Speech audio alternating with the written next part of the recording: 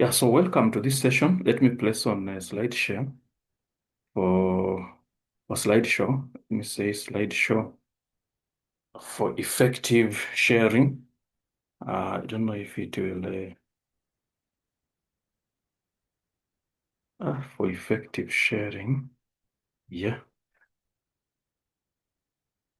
yeah, that way. Um, so there's an assignment I gave you. I don't know if I can just, yeah, I think it was this activity too. This is the assignment that I gave you. Select four proverbs with ecological images from an African society and examine how African communities use ecological images to elevate the influence of the ecological environment. Present the findings to the class. Yeah, so this is the one I gave you. So you need to do something about it. So next week, before we start, topic 4, you will present, the three of you will present this, and then I will assess you. Then I will assess you. So um, and then this will be your term paper. Write a term paper to demonstrate how modernist thought results to environmental degradation in Dickens' hard times. So you will also do this once you get online. But I will pick a few of these. I will pick up to 4. And then we see. But also, when you go online, maybe I'll direct you what to do. If I feel that the work will be too much, I will direct you what to do. But ensure that you go online once you are logged in. Go online and do most of those activities, so that they enable you to prepare properly, to read and get enough knowledge on the topic. On the topic. Today we want to look at strands of eco-criticism. This is our topic, our session today. So when we talk about eco-literatures, the major scholarly, or what we call a canon, the major canon used to analyze eco-literatures is called eco-criticism. At master's level, we must always, focus on the intersection between theory and primary texts. Yeah. So at masters, we must always incorporate theory in our analysis. You cannot talk about works on environmental conservation without without a canon for analysis. And so a theory for analyzing eco-literature is called eco-criticism. So this is the study of the relationship between literature and the physical environment. But at our level, the physical, we replace physical with ecological. Mostly when we say ecological, we become more specific. We become more specific and more academic. Yeah.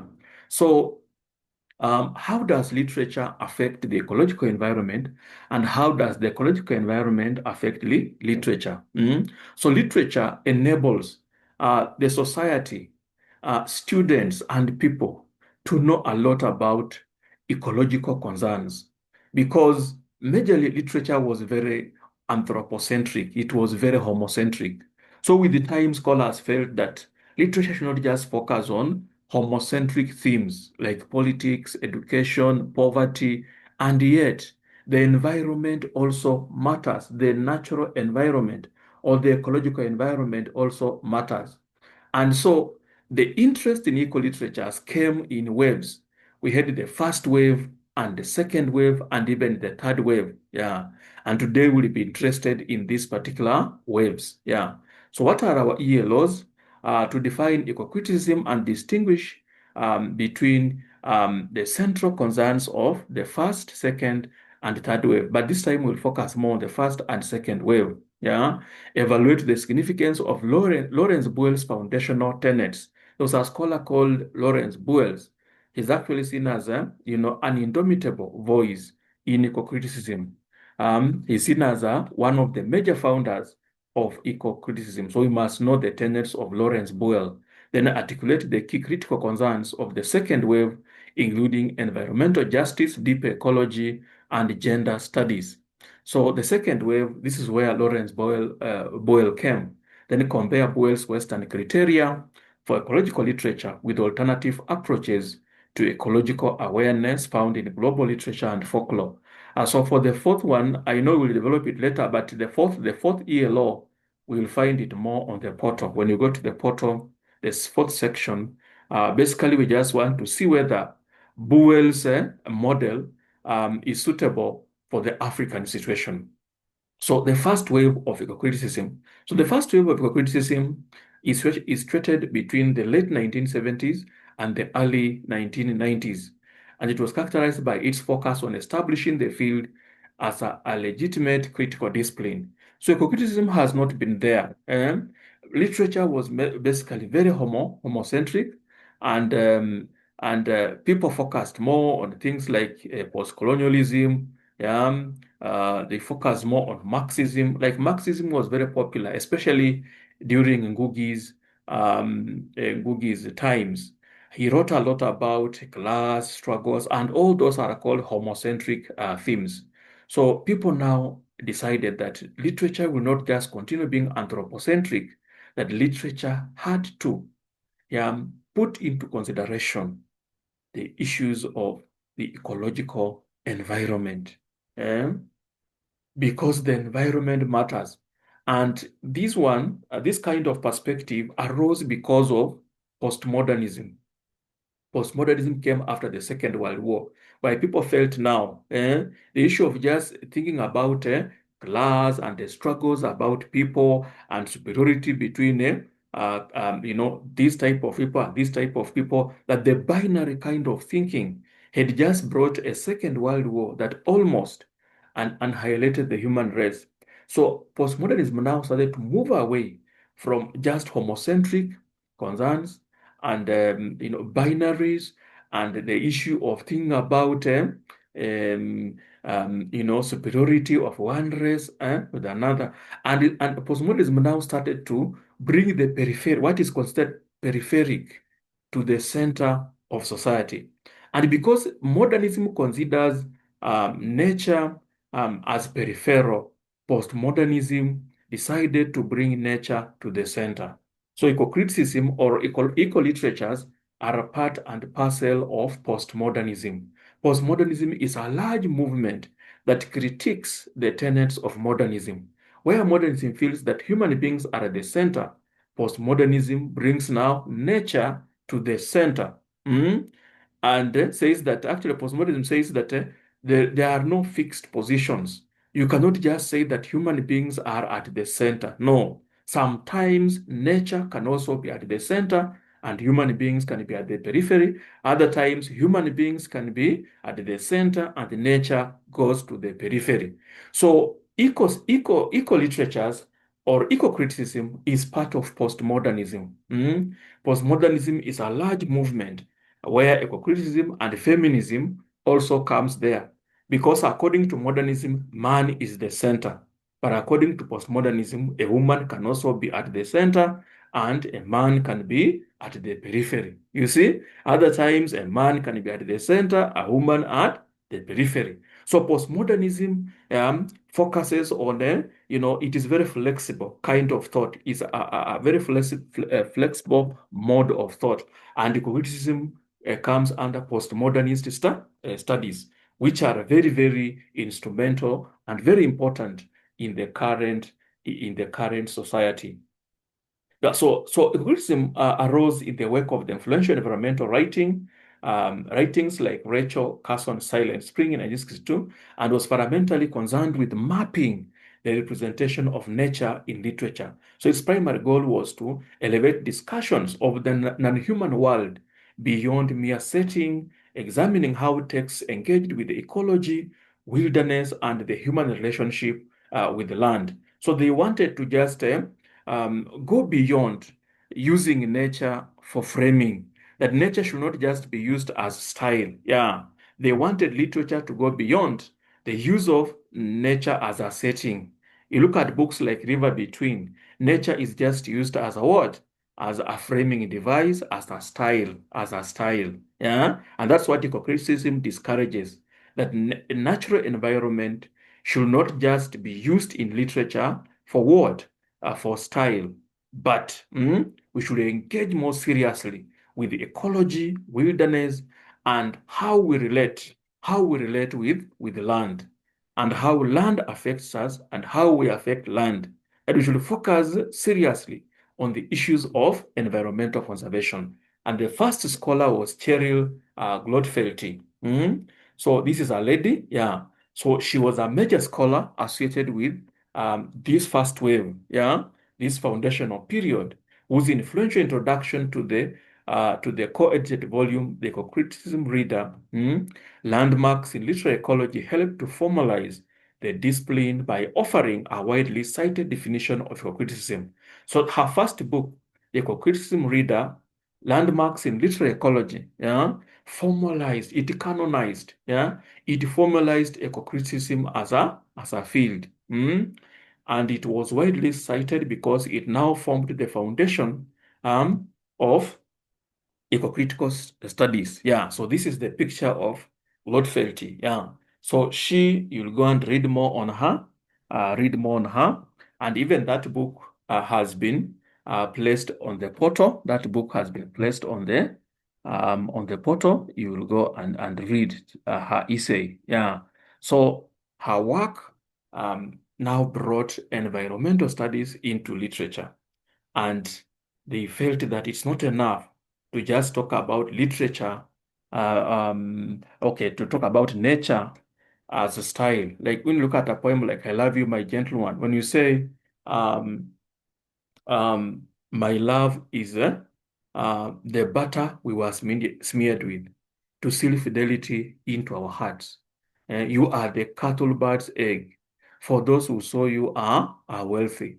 So Bitamazire is referring to the cattle bird to represent, yeah, the wife who is rare and exceptional. So according to people like Loffelty, this is just using nature to express messages for aesthetic purposes. But we are not directly talking about how human beings are causing environmental degradation. If you compare this to a book like, there is a book, Armageddon and Other Stories, um, we edited with Professor Mugubi. Yeah, we were just talking about the question of environmental justice, environmental exploitation. We're talking about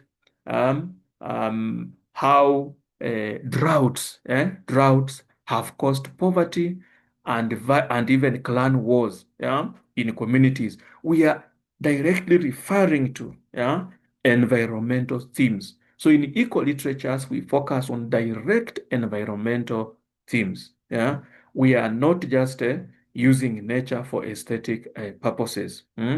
So the dominant texts analyzed during this phase were canonical American and British works. So they only focused on American and British works that celebrated the wilderness or the pastoral tradition.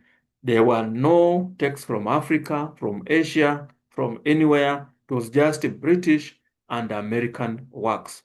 Another scholar was called Harold Fromm. Yeah, he contributed significantly to early theoretical discussions about the scope and purpose of the movement, particularly in balancing literary aesthetics with environmental ethics. Yeah, that there is need, to balance between the use of nature for aesthetics, and also talking about environmental themes, that we should not just exploit nature to express homocentric themes. There should be a balance. However, the first wave often faced criticism, for its narrow focus. You can see they were very narrow, they only focused on British and American stories, and then it was sometimes seen as a privileging a specific kind of American wilderness aesthetic and failing to adequately address issues of environmental justice, race, and gender. There was nothing to do with race and gender. For example, you look at the way colonialism came to Africa, as they were exploiting the African race, they were also exploiting the ecological environment. That is what Wave 2 now and Web3 and other waves now had to include that the exploitation of Africa was very, very much in line with the exploitation of women. They just went hand in hand. So the whole question of patriarchy and environmental exploitation, they are very much related, and this is what Wave 1 did not consider. This is the picture of Harold Fromm. This is the picture of Fromm. And you can see all of them are whites. So you can see, like most of these theorists, they have a Western perspective of what eco-criticism is. That's why in the previous lessons, I keep saying we need to have an African strand of eco-criticism, because this is basically Western. So what are the contributions of this particular wave? One, formal establishment of the canon. So wave 1, they were able to establish the theory of eco-criticism. Yeah. The primary goal was to establish eco-criticism as a legitimate and formalized critical discipline. And that's why I keep saying, as we now move towards our research after next semester, don't just focus on radical feminism. Yeah, there are many other theories. Yeah, what if you talk about ecofeminism? You see, yeah, it is fresh, and theory matters a lot in literature. Theory enables you to create new knowledge, and so the theory you choose, yeah, determines which type of topic you are going to produce. Focus of the canon. So it was able to bring out focus of the theory.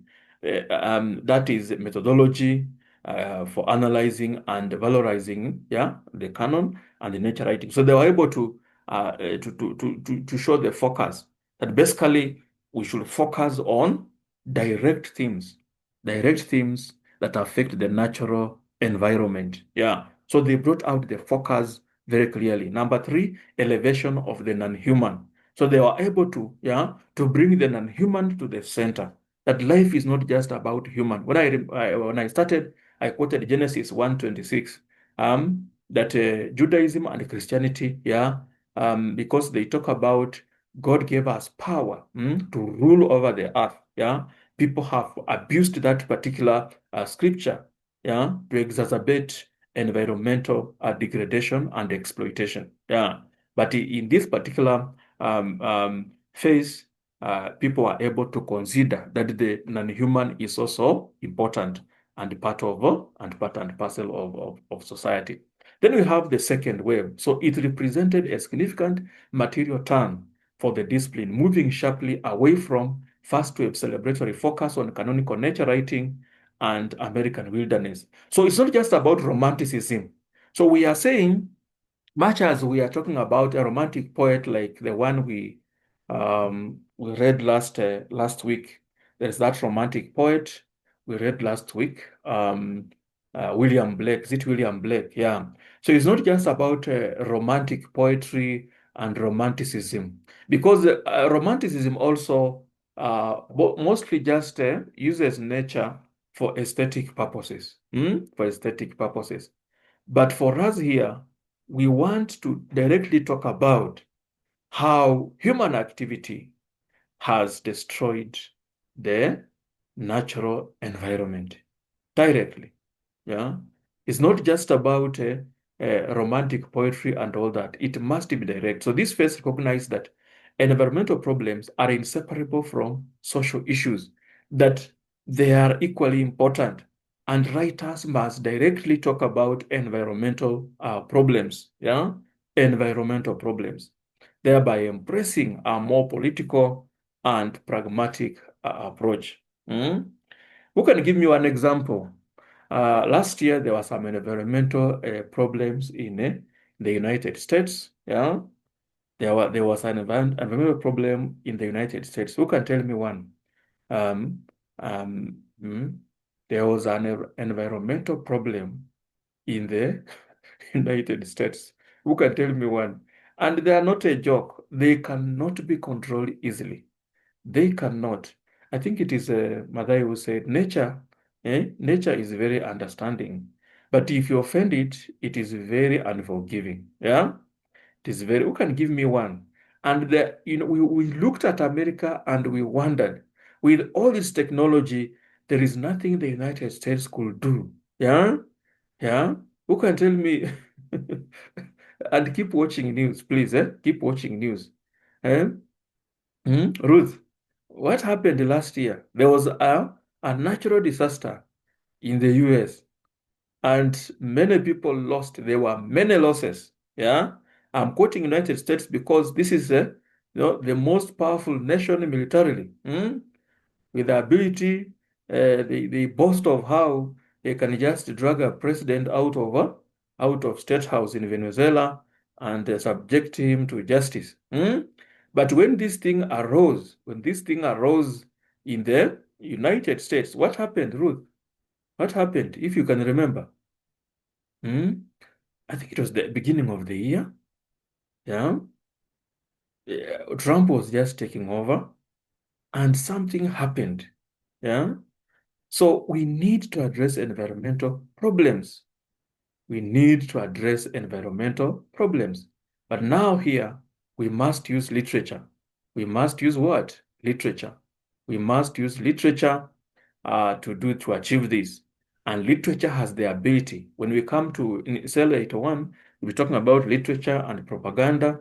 Literature has a lot of ability, yeah, to influence people's attitude towards certain standpoints. Who can remind me what happened in the United States? Eh? Yes. And it was because of climate change. The temperature is rising, yeah, every day. And so because of that, yeah, if you just, what happened? Even Australia has suffered these things for very long. Nigani. So ensure you, I know literature people, you are not communication students, but also have interest in news because it can give you an idea. Can also give you an idea. Yeah. Anybody who remembers? And the United States government could do nothing about it. Hmm? Could do nothing about it. Yeah, think about it and tell me towards the end. Yeah. So it embraced a more political and pragmatic approach. So in this wave here, they were very, very pragmatic, very practical, driven by the central concern of environmental justice, how the environment, so they are focused on how the environment burdens such as pollution and waste sites disproportionately affect marginalized communities based on race, class, and gender. How does pollution, for example, affect poor people? Yeah, there's a book by this man called Patton. Patton's Cry, the Beloved Country. When modernism comes in South Africa, the pollution it causes, and the kind of life people are living in the slums. So you'll discover that modernism, because of its anthropocentric ethos, yeah, it does not value the nature, and that extends to the poor races like the blacks, yeah. So, and that's where you can see that the exploitation of nature aligns with the exploitation of black races, marginalized communities, and also women. The way we treat nature, it also tells us how we treat those we consider marginalized. When you see people exploiting the environment, these are the same people again who will not have respect because nature does not speak, just like the marginalized. You remember the subaltern. Can the subaltern speak? Yeah. Nature is a subaltern. Yeah. So if we treat it badly, you see, yeah, yeah, it is the same way we will treat marginalized communities. Yeah. And that's why in the postmodernist era, we recenter all that are in the marginalized space, all that are at the margins, we recenter them. Yeah, we recenter them. We say that they also matter. Children also matter. Women also matter. Nature also matters. Mhm. Yeah, that's like women. If we despise women, we will not have a generation. Yeah, however fertile you are and handsome you are, you cannot have a child unless you yeah, unless you get a woman. So nature is also the same. If we do not have the right environment, then we cannot go far. So under this particular phase, we have Lawrence Boyle. So this is Lawrence Boyle, this is our major philosopher or theorist in eco-criticism. His contribution is insurmountable. Lawrence Boyle. So Lawrence Boyle's work, he wrote a book called The Environmental Imagination in 1995. I've also shared this. You'll read this essay on the portal. He established a critical framework that defined what constitutes environmentally significant literature. So in this book, he now tells us a kind of book that we can call eco-literature. Yeah. So he comes up with a framework, He comes up with what? Guidelines on what constitutes environmentally significant literature, which is a central contribution to the second wave of eco-criticism. Yeah. Yeah. So it's very, very important for you to know. So these are the tenets he now came up with. Number one, the non-human environment, is present. So for a work to be called eco-literature, according to Boyle, the non-human environment is present. When you read this poem, you read this novel, you see the author deliberately commenting about the non-human environment. That means the sea, the animals, the trees, the soil, you see? And how maybe the soil is drying up, is drying up because of ABCD. Like that novel, Patton's Cry, the Beloved Country, yeah? Although it is, okay, he's talking about how colonialism has affected races in South Africa. There are some chapters you just see the writer deliberately commenting about how everything is drying up, the mining in South Africa, and how people are dying of diseases. Yeah. So Patton's Cry, the Beloved Country is an example. And then, of course, in this particular chapter, I'm dealing with our book, Armageddon and other short stories. Now you people are afar. I don't know how you will get that book. I know Felix has no issue. He has a copy. Now Ruth, I know you need to come near Muranga here and get a copy. But I can direct you where you can also get some. You need to get this so that you read some of these stories. Because this one, we just compile short stories on environmental conservation, and we need to read some stories. So then a human environment is present. If we don't read those ones, we can survive on blossoms of savanna. Then a human environment is present. So the environment must be more than a mere backdrop. It's not just you don't just tell us like in River Between. That's what Boyle is saying.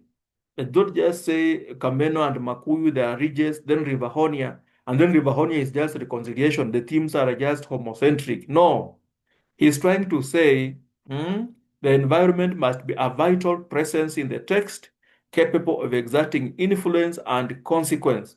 Like look at who can tell me, like Blossoms of Savannah, why do you think there's a lot of poverty in Ingito compared to Nakuru? Why is it that there's a lot of poverty in Ingito, where these women marry very early? One is married to an old man. She has never gone to school. And Engo Iboni says there are no even roads. Yeah.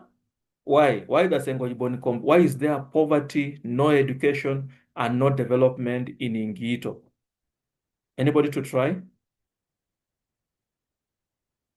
And through such things, we realize that the non-human environment is speaking. That means the ecological environment of Ingito is speaking.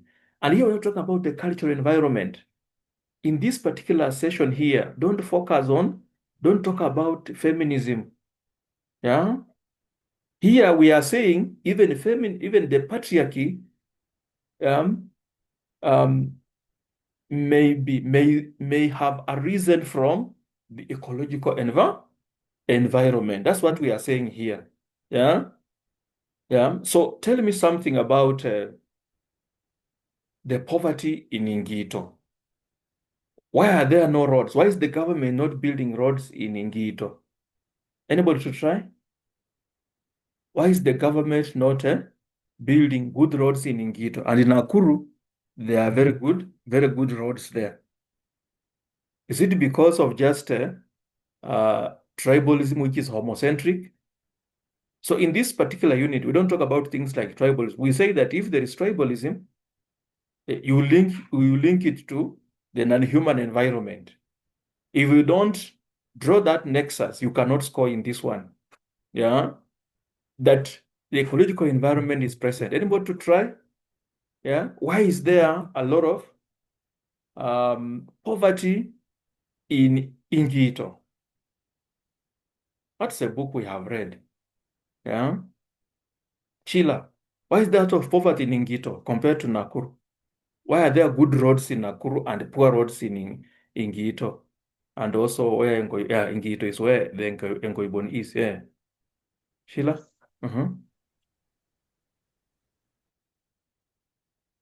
Why does the government refuse to build good roads in Ingito? So in Blossoms, yes, Yes. So you said that you have to connect it to the ecological, right? environment, yes. Yeah. So I think the reason why the government is not building roads. Okay, give me a minute. Yes, you have muted. Why is the government not building roads in Ingito? No hospitals, no schools, but in Nakuru, everything is there. Hmm? The ecological environment is present in Blossoms of Savannah. It is the ecological environment that is determining all these things. Hmm? Yes, Sheila, continue. I think the reason why the government is not building roads in Quito Mm. was because, unlike, okay, like in Nakuru, this they benefit from, for example, in building roads. They Uh-huh. benefit from, Yes, how do like they benefit? they Yes. like even like even doing businesses and all that and traveling. Mm-hmm. Mm-hmm. Yes, And, the way they can get and income. what brings tourists in Nakuru? What brings Yes, and tourists in Nakuru? Mm-hmm. Ecological, so then and what? non-human. Mm-hmm. Yes, Non-human in yes, in Nakuru? Nakuru, yes, to Yes. flamingos. Flamingos, very good. So then non-human.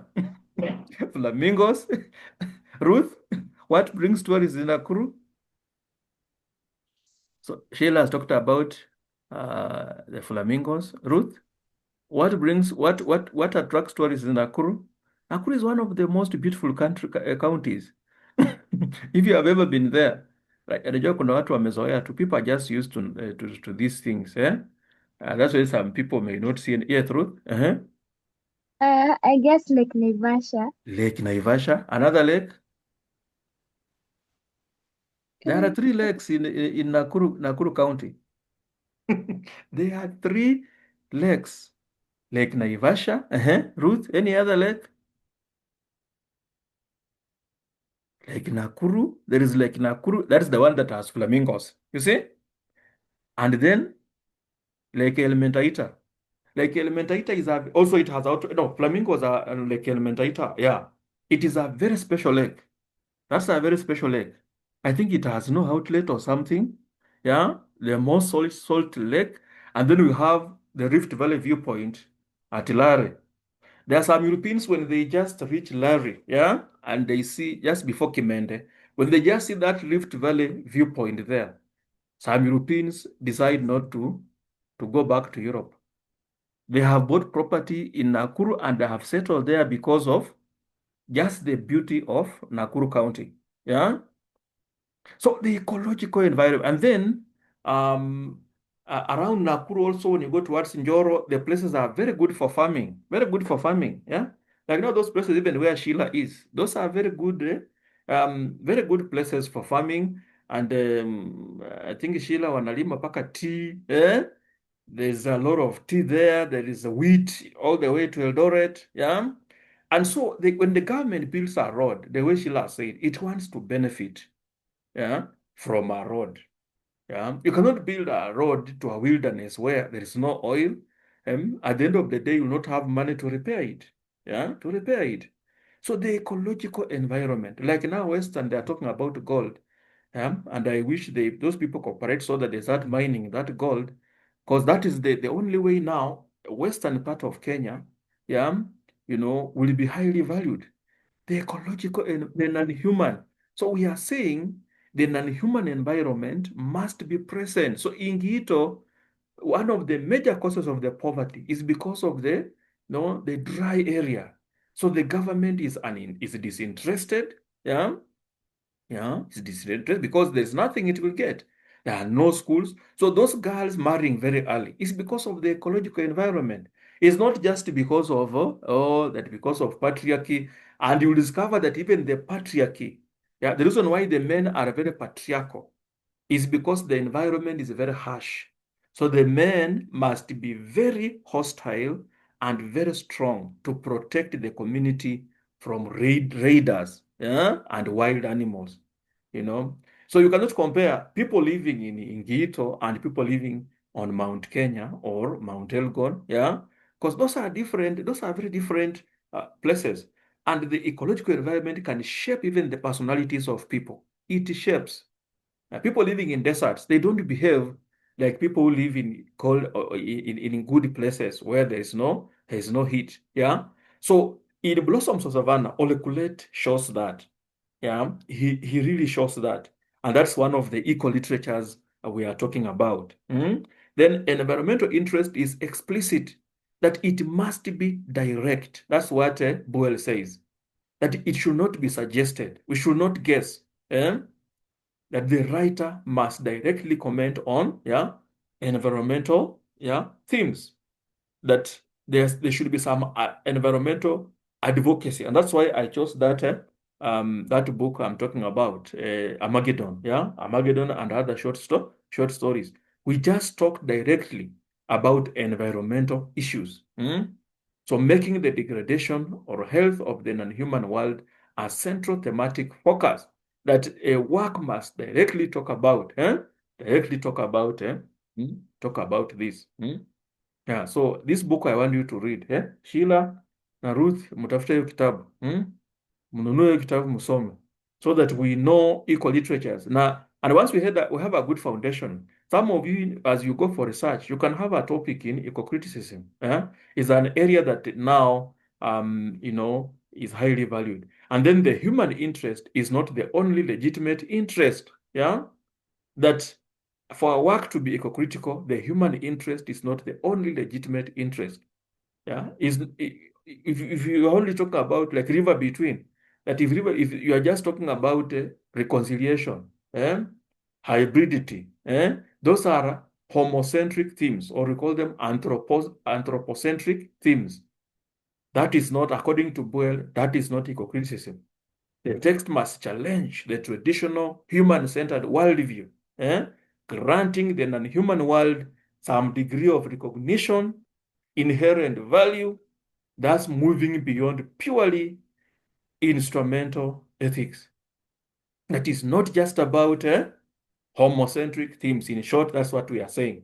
So works like River Between, I Love You, My Gentle One, according to Boyle, they are not equal literatures. Accountability of the physical world. The work must acknowledge the material reality of the environment, its complexity, fragility, resistance to human manipulation. So it must put the ecological environment at the center. At the center. That is what Boyle is trying to say. rather than treating it merely as a symbolic projection of human emotions. That's what he's saying. It's not just for aesthetic purposes, but must acknowledge the material reality of the environment, the way I've seen in Blossoms of Savannah. Even in God Dies by the Nile, if you look at God Dies by the Nile very well, you will see that part of the psychological problems of Zakea, they actually arise from a very hot environment. Very hot environment. Then ecological literacy. The text should either directly or indirectly demonstrate an awareness of the ecological processes, cycles, showing nature as a complex, systematic entity. Like the drought you see in Blossoms of Savannah, the dry places. It could suggest that these people have neglected the environment for a long time. And that's why the desert has come. So the text shows some aspect of ecological literacy, but the people in Nakuru have tried to preserve the natural environment. Many people if you look at even Rift Valley, Western Province, Mount Kenya, you see people planting trees. People are very much aware. Even when you look at least when somebody has a small plot, you see him with some cypress trees around, some hedges. They really know how to preserve the environment. So ecological literacy. The discourse of finitude. Boyle insists that an environmentally responsible text must engage with themes of scarcity, pollution, limitation, environmental collapse, acknowledging that resources and world's capacity to absorb human impact are finite. Are finite. So the whole question of that. So redefinition of the canon.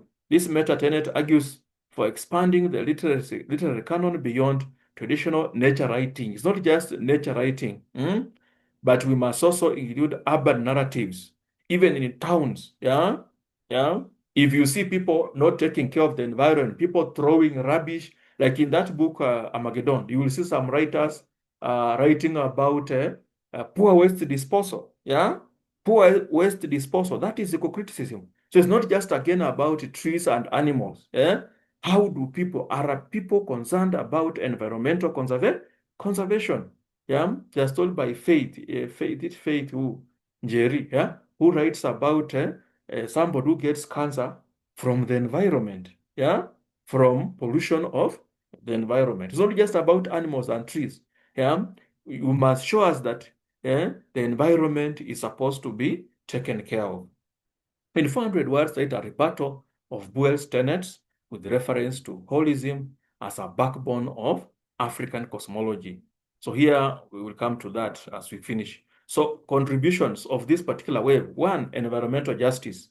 The inclusion of environmental justice marked the most significant shift toward the political and the social. So environmental justice focuses on an equal distribution of environmental benefits, access to clean air, water, parks, and environmental burden. So the challenges, the work must show that when the environment is polluted, there is lack of environmental justice. That when you live so much in a place where there is no even fresh air, that is environmental injustice. Like there are some cities in the US where when the rain comes, it is colored because of pollution. That is environmental injustice.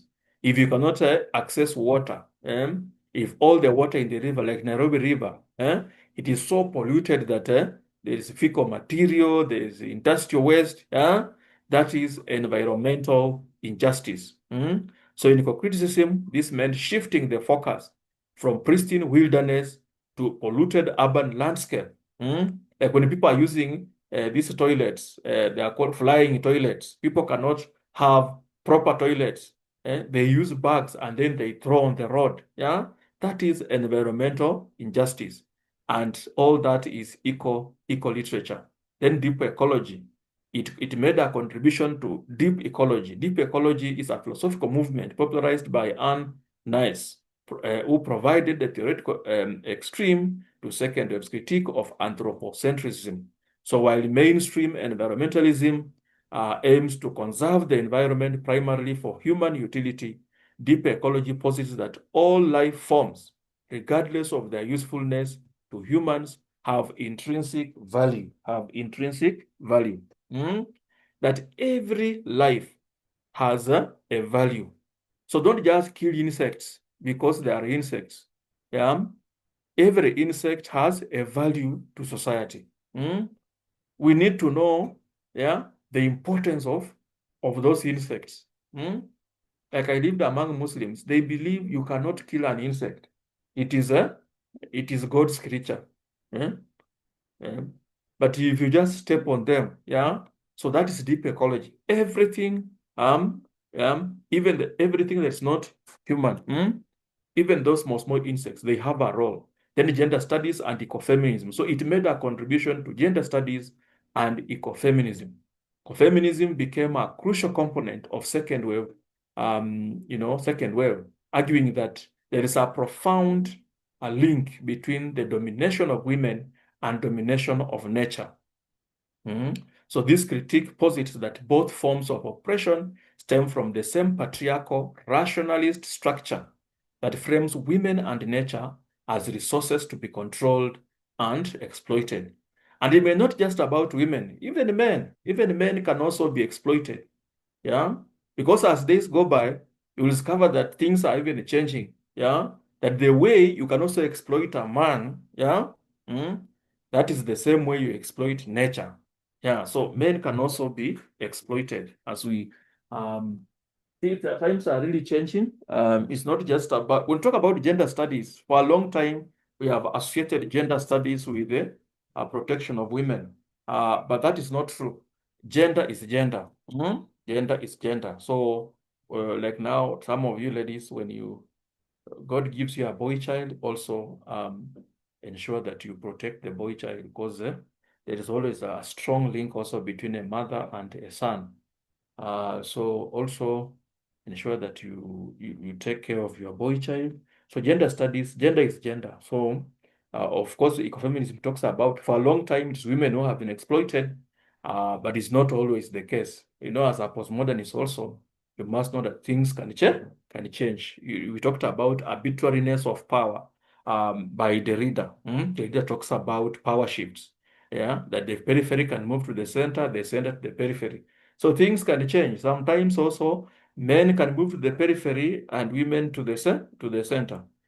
So we must always treat even those who are not like us. We need to treat them fairly, and we must know that one time they may also take the central position in our lives, and so on. Discuss aspects of environmental justice in selected stories in Mugubi and Nyongesa's Armageddon and other stories. So I would like you to choose at least one story, and you read, and you come and present. You'll present to us in one of the lessons. I will tell you when. So you need to get this book. I think it's just about 700 shillings. Those of you who want to buy it, but I know Felix has a copy. So Felix, you need to guide Sheila and Ruth how to get this book. I don't know if we have any in our library, but I know I may have a copy. Yeah, I may have a copy, but Ruth is now in Kiambu. So the person who is very far from us and may not get it easily is Sheila. Sheila is in Bomet. Yeah, but you will see how you can access. At least you should read at least one story from this book, and then you give us some presentation and try to see now what we mean by eco-criticism, what we mean by the real eco-criticism by Lawrence Boyle. So we should not forget Boyle. He made a great contribution. In fact, you cannot mention eco-literatures without the contribution of Glotfelty and Lawrence Boyle. These theories are very important, and we now, when we start now doing research, we apply this theory on our book. Yeah. So we have talked about Blossoms of Savannah, and then you also read Armageddon. When you read Armageddon, you will now see these things coming out very clearly. Later on, of course, there are other books. I will summarize all of them for you. I promised Sheila and Felix, but I forgot. I need to summarize all of them. The core texts are especially the ones I'm talking about in each chapter, at least one book. Like now, for this chapter or for this session, it is Armageddon. Yeah, that is. And then for yesterday, which you did not attend, the book there is Song of Lawino. Song of Lawino and Song of Okol. That is the book. And these are the books. If I have to set, questions will come from the primary texts. So there is this aspect of African cosmology. Yeah. African cosmology. Ruth, read this one for us. Read this question for us.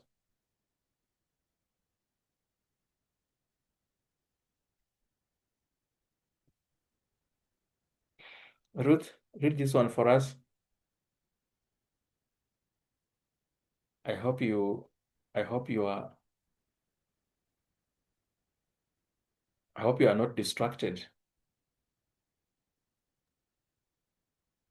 In 400 words, write a rebuttal of Boyle's tenets with reference to Purism as backbone of the African cosmology. Yeah, thank you. Write a rebuttal of Boyle's tenets with the reference to holism as a backbone of the African cosmology. Sheila, what do you understand by that question? I'm still trying to understand it. Yes. Which word is giving you trouble? Which words?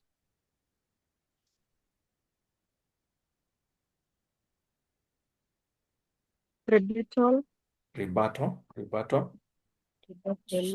rebuttal.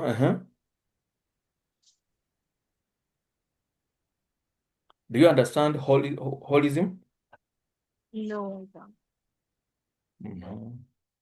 So holism in African cosmology is the African perspective, the African philosophy of thought. What is the African world? So for Africans, we believe that everything intersects. We believe that religion intersects with science, it intersects with nature, it intersects with human beings. Yeah. So in Africa, we believe, most Africans believe that there is nothing like an ecotext. There is nothing like a text that purely talks about, or there is nothing like nature standing there, and then human beings standing separately, and then God standing there. So there is nothing like that. So Boyle's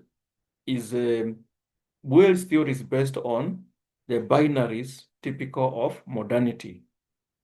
Modernism believes in those hierarchies and those divisions. They are called dichotomies. Dichotomy or binaries is where unasema a man is superior to a woman, a teacher is superior to a student, God is more powerful than man. So, okay, God is powerful, yes, but God is a spirit. He cannot operate on earth without human beings. So you can see still God requires human beings. Yeah, that's what we are calling this intersection. Yeah, things intersect. No, you cannot say you are very important, you own everything, kila kitu you can. No, yeah. So human needs nature, or human beings need nature. Nature needs human beings. Human beings need God. God also needs human beings. You see, so there is nothing like an ecotext. So that's what we are saying. Like you cannot say now this is the book that can talk about nature.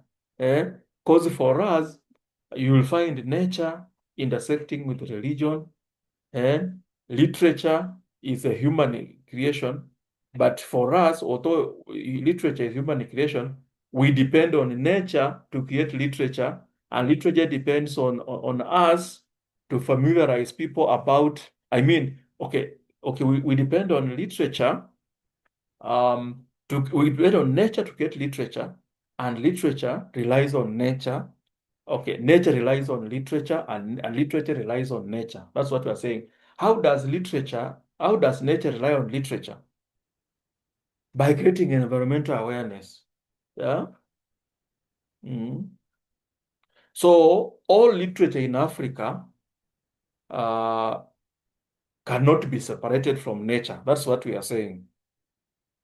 The way Boyle is saying that we can have a special literature that talks about nature. There's nothing like that in Africa.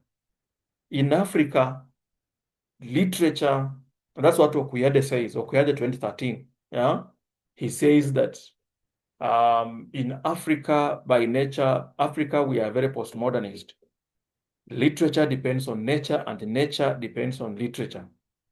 So when we sing a song, we pick images from the local environment, and we create awareness about the environment through a song, through a poem. So when Ngugi is writing River Between, yeah, he's writing from the African perspective. He's using holism. Yeah, the river becomes very important.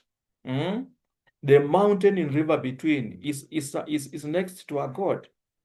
And through that is trying to say that mountains or ecological features are very, very important in the African cosmology. He therefore elevates the position of the mountain. When Chege takes Waiyaki to the forest and says, this tree is used for this tree has this medicine, the leaves of these ones, you can see medicine. You can see the nexus between medicine and medicine and what? And nature. Yeah. So you can write a rebuttal of this. Yeah. You can write a rebuttal of this. Yeah. Through the concept of holism by this gentleman called is it Muhize? Yeah, Muhize. Is it 2015? We talked about him at the beginning. Yeah. So these are activities, but the one that I want you to think about very seriously are stories from Armageddon and other stories. You need to read at least one story and prepare a presentation at least in 2 weeks. At least in 2 weeks. And I told you these presentations are very, very important because they are the ones that will help us to learn and also read other works. Yes, so any question? I see Ruth has dropped out. Any question from you? Any question from you? And I want to thank you for attending.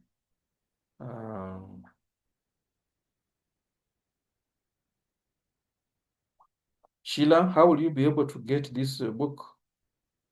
Or we'll talk on the group. You need to read at least a story from there so that you have a taste of eco-literatures as brought out by, of course, this is now the existing theory by Boyle. We can interrogate it, but this is the major theory by Boyle. Yes, Sheila, you want to say something? I don't know yet, sir, but I'm going to see a way to get it. Yes? I don't know yet how I'm going to get it, but I'm going to see a way to. But you? I'm not getting your last phrase.